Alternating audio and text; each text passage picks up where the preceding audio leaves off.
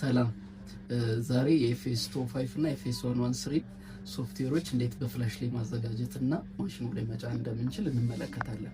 መጀመሪያ ከኤፍኤስ 25 እንጀምር። ፋይሉ ሲመጣ ስታገኙት እጃችሁ ላይ እንዲህ ዚፕ የሆነ ፎልደር ነው የሚመጣው። ኤፍኤስ 25 ኤፍኤስ 113 የሁለቱ። አሁን ኤፍኤስ 25 ነን። መጀመሪሪያ ፋይሉን ኤክስትራክት ማድረግ አለብን። ኤክስትራክት ማለት እንዴት ነው? ክሊክ እናደርግና ራይት ክሊክ አድርገን ኤክስትራክት ኦል የሚለውን እንመርጣለን። እኔ ለጊዜው የማደርገው ፍላሽ ላይ ስለሆነ ብራውዝ ብዬ ዩኤስቢ ድራይቭ እንመርጥና ከዛ ሴሌክት ፎልደር ብዬ ኤክስትራክት አደርገዋለሁ። እንደምታዩት እዚሽ ጋር አንዚፕ የሆነ ፎልደር አዘጋጅቶልኛል ማለት ነው። ልክ ሲጨርስ ደግሞ ኤክስትራክቱን አሳውቃችኋለሁ። አሁን አንዚፕ አድርጎ ጨርሷል። ይሄ ነው አንዚፕ የሆነው ፎልደር፣ ኤክስትራክት ያደረኩት ፎልደር ይሄ ነው። ይሄን ስንከፍት እዚህ ሶፍትዌር የሚላለ እዚህ ጋር ኤስኦፒ ታገኛላችሁ፣ እንዴት አፕግሬድ ማድረግ እንደምትችሉ። መጀመሪያ ሶፍትዌሯን እኔ ከዛ እዚህ ጋር መልቲ ቻናል አፕግሬድ የሚል አለ።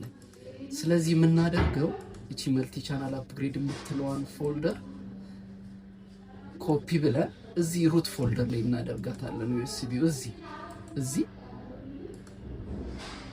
እዚህ ላይ እናደርጋታለን ማለት ነው።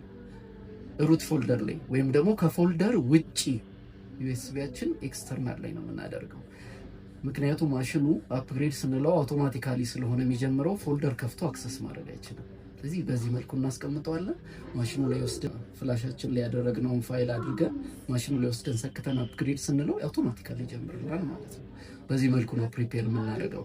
ይሄ ቨርዥን ስንት ነው ማወቅ ያለባችሁ ነገር፣ ይሄ መልቲ ቻናል አፕግሬድ የምንለው አሁን ይሄ ሶፍትዌር ቨርዥን 209 ነው ቨርዥኑ። ስለዚህ እሱ መሆኑን ቼክ ማድረግ አለበት ስንጨርስ።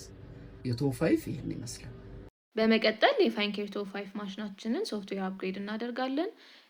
ሶፍትዌራችንን የጫንበትን ፍላሻችን እንደዚህ ካዘጋጀን በኋላ የፋይንኬር ማሽናችንን ፓወር ኦን እናደርጋለን። ከኋላ ባለው ኦን ኦፍ በተን ኦን ካደረግን በኋላ እስኪበራ እንጠብቀዋለን። ፋይንኬራችን ከበራ በኋላ ሎጊን ዊንዶ እንደዚህ ይመጣልናል። ዩዘር ኔም እና ፓስወርዳችንን በማስገባት ሎጊን እናደርጋለን። ዩዘር ኔማችን ኤፍ በካፒታል ሌተር ኤ ሲ ብለን ኤ እና ሲ በስሞል ሌተር እናስገባለን። ፓስወርዳችን ደግሞ ከ1 እስከ 6 ያለውን ቁጥር እናስገባለን። ከዛ በኋላ ሎጊን እንላለን። ሎጊን ካልን በኋላ ይሄ ዊንዶ ይመጣልናል። ላይ ፋንክሽን የሚለውን ኦፕሽን እንነካለን። ቀጥሎ ሲስተም እንነካለን። ቀጥሎ ደግሞ አባውት።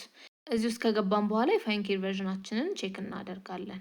ከዛ ተመልሰን ፋንክሽን ውስጥ እንገባለን። ሲስተም፣ ከዛ አፕግሬድ እንነካለን። ይሄ ዲስፕሌይ ከመጣልን በኋላ ኮንፈርም ሳንለው ቅድም ያዘጋጀነውን ፍላሻችንን እንሰካለን። ፍላሻችንን የምንሰካው ከጀርባ በኩል ነው።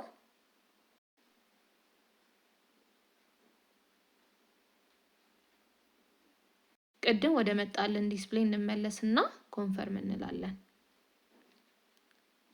አሁንም ኮንፈርም እንላለን።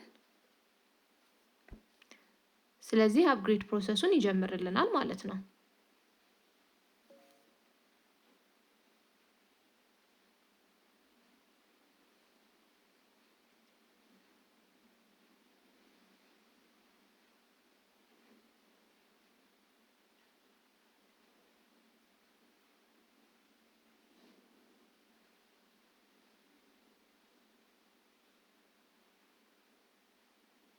ሶፍትዌር አፕግሬዳችን ሰክሰስፉል መሆኑን እንደዚህ አፕግሬድ ሰክሲድ ብሎ ይመጣልናል።